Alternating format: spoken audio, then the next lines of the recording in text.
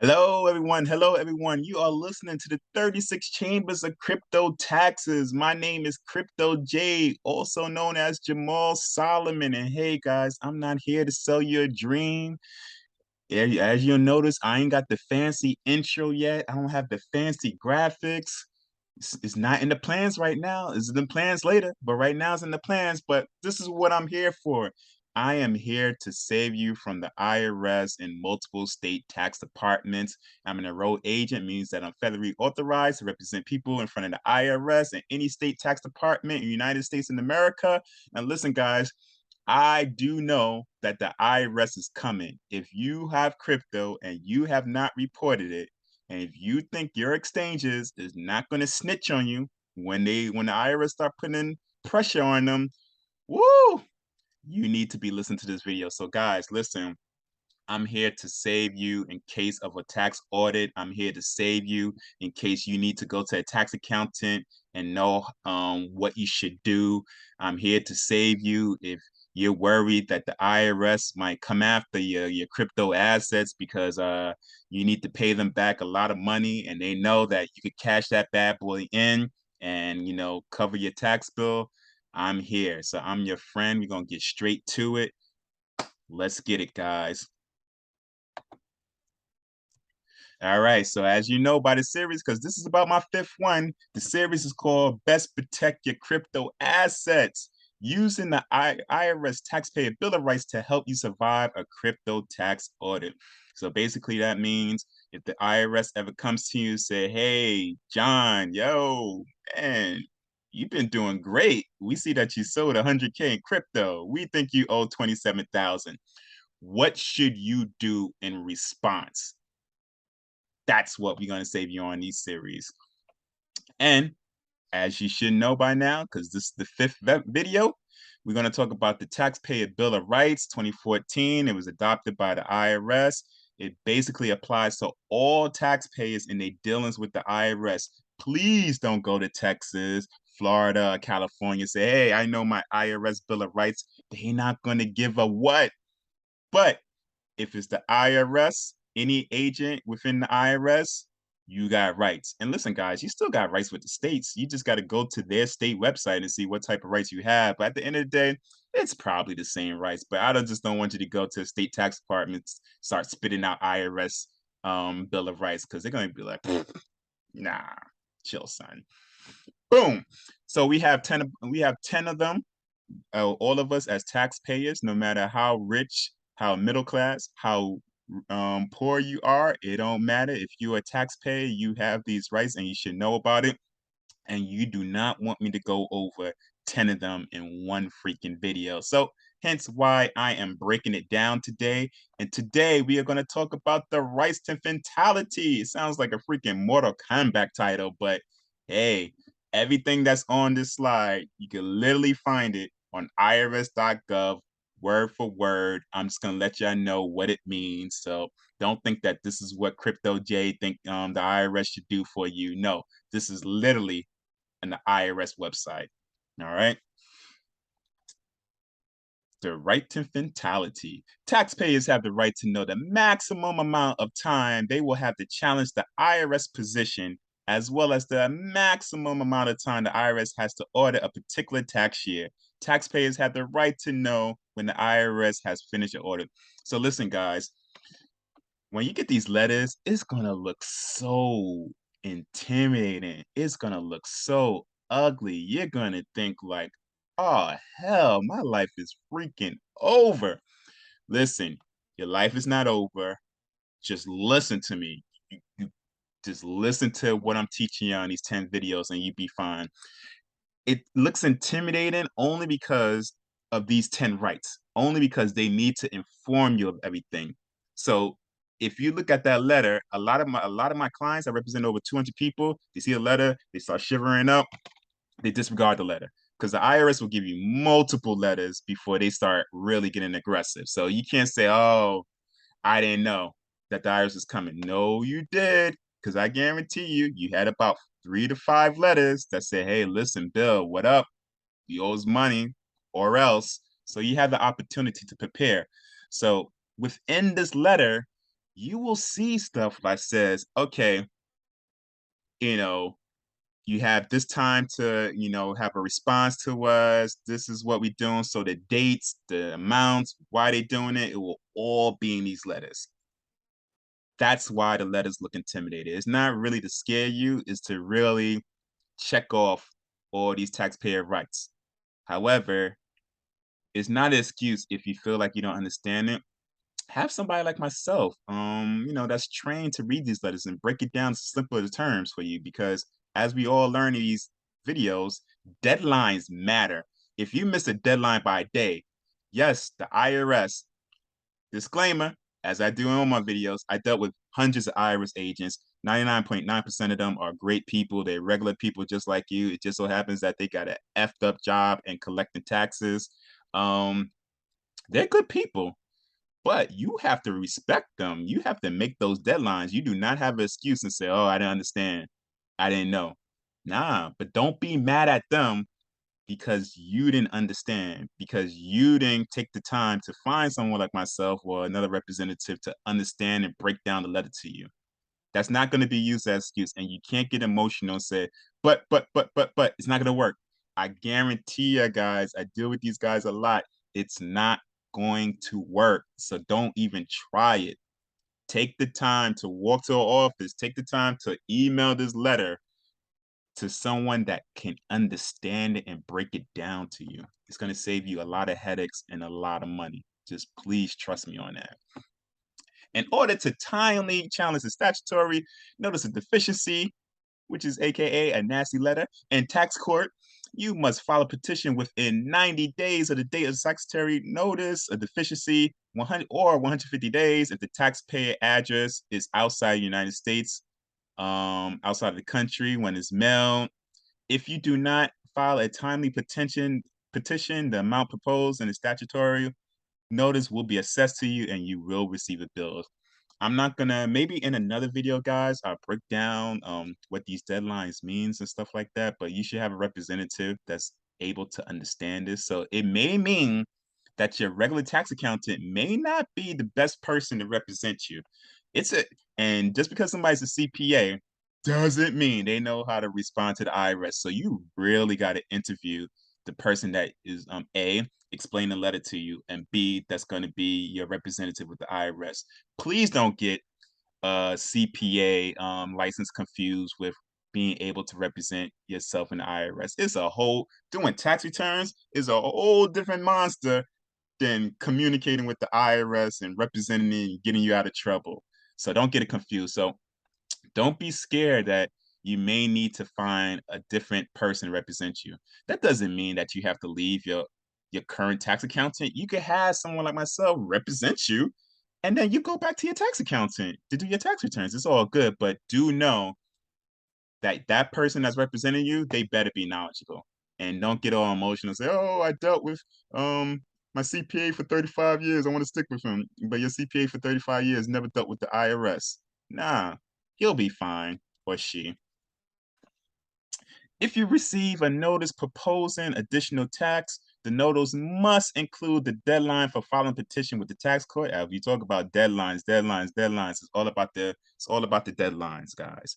If you have a representative that don't understand the importance of these deadlines, you need to find someone else, right? Because it could mean the difference of you be able to appeal. It could mean the difference of you saving your crypto assets and not being able to be forced to liquidate them to pay off your bill. It can mean a lot, guys. So the Pee Wee Playhouse word of the day is deadlines. Yes, you have the right to know when is everything's due. So that gives you, when you talk to the IRS, do know that's not an excuse if you don't understand and you don't know. You can ask them a question, you can do everything, but you can't say, I didn't know. I didn't know the deadline. So that's why these letters look crazy when you get them, because they don't want you to have that excuse.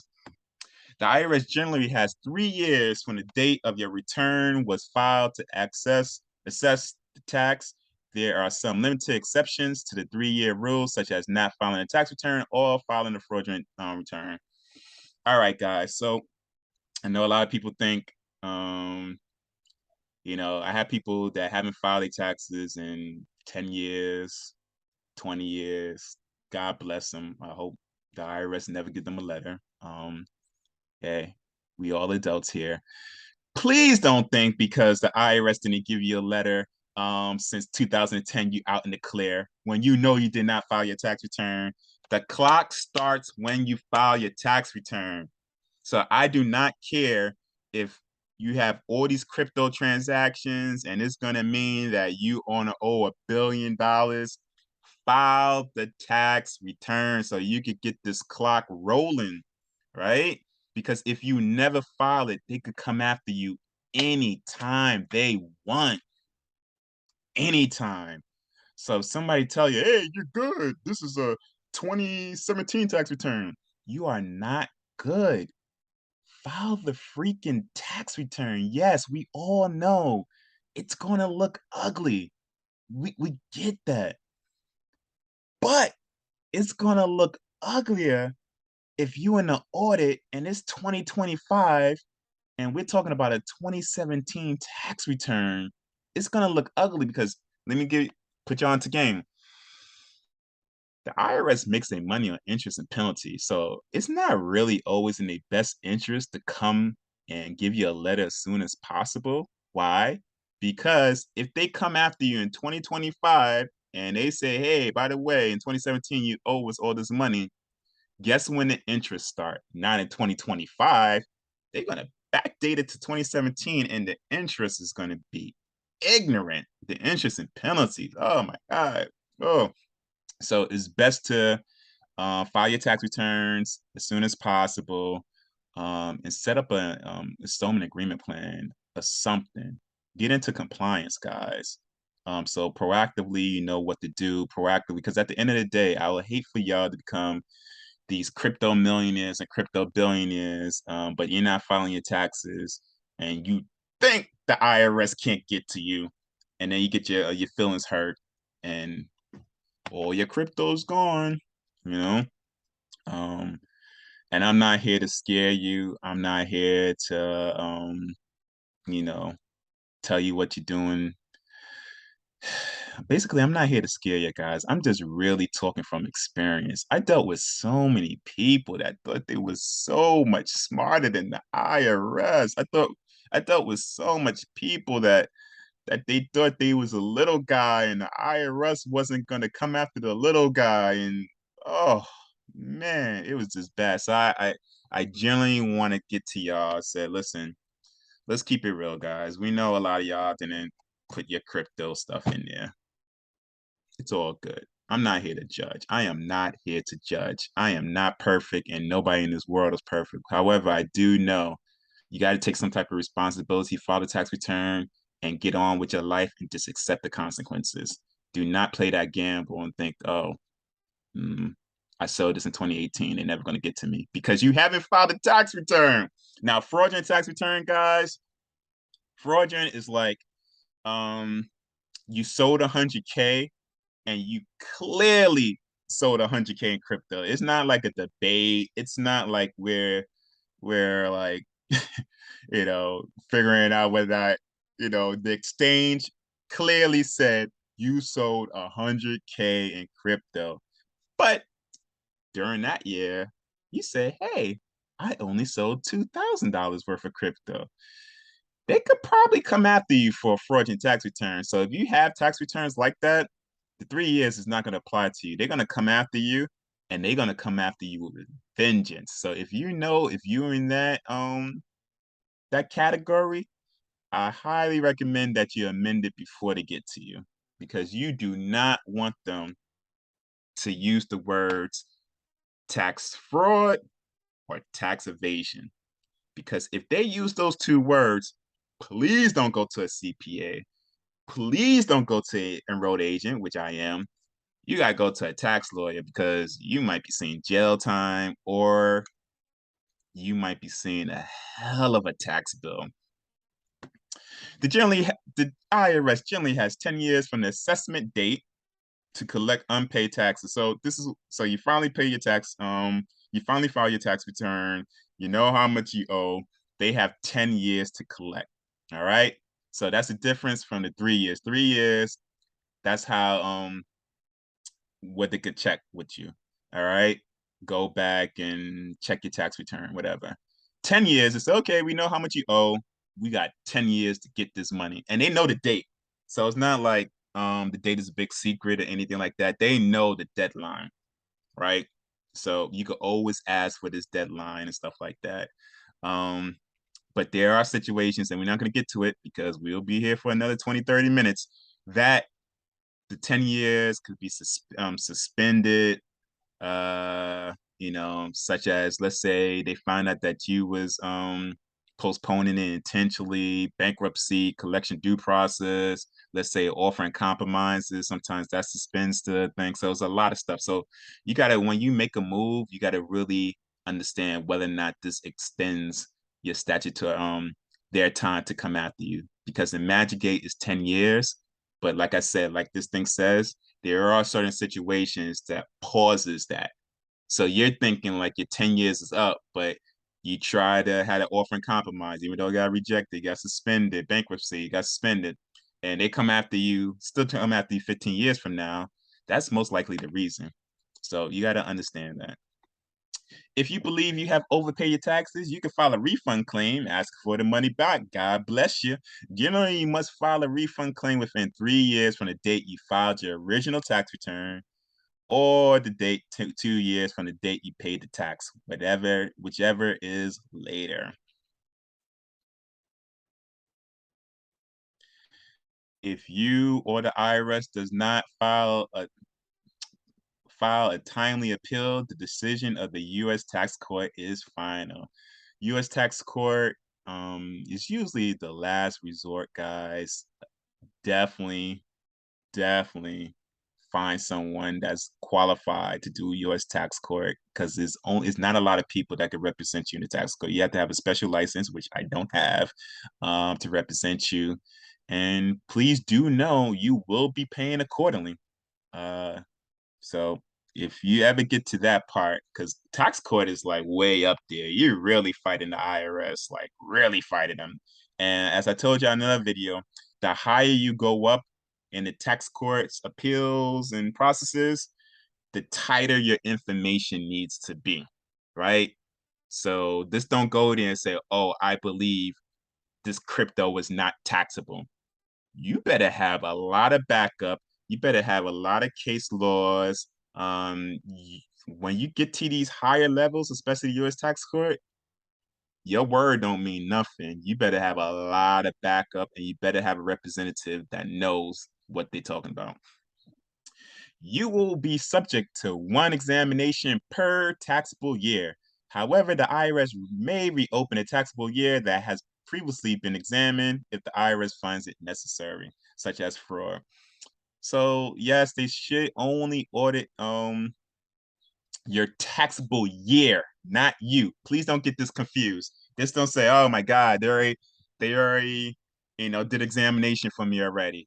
But that was for 2020.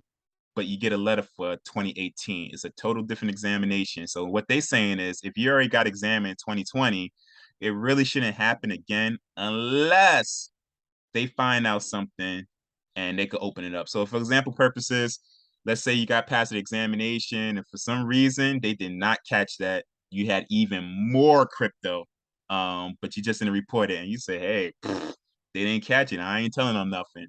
But then they put a pressure on the exchange that you didn't report, and now they have your name. So now they're like, whoa, this is fraud. We're gonna open up this bad boy out. That's just a little example how that could happen. All right, guys. Hopefully you learn a lot. Please take what I'm telling you seriously, guys, because listen, the IRS is coming. I've been saying this for years. I am not the guy that's saying crypto forever. I don't do no crypto picks. I don't know what the hell the future holds and what's going to be the best coin or token. That is not me. Go find another video for that. However, I'm here to tell you for the past couple of years, the IRS will get more aggressive because they're going to start do a lot more regulations, and this is going to be a bloodbath. That does not mean that you cannot survive this, but you have to be prepared and you have to know your rights. You have to know what to look out for. So if you should get that letter, if you know you're in a situation that you should be filing a tax return or amending your tax return, you're ready. And that could save all your crypto assets, guys. All right. So please subscribe to my videos. You have no excuse to find me. I do tax returns. I do represent people in front of the IRS. So with these podcasts, with the website, with the YouTube, the IG, the Twitter, there is no excuse for you to say, oh, Jamaal, I saw your video, but I couldn't find you. There's no excuse for that, guys. So listen, guys, make it happen. We need, if you strongly believe that crypto is the future, which is, I don't know what the hell, you need to protect your assets. You need to know certain things, guys. All right. So you have a great one, guys. Until the next time, Crypto J out. Peace.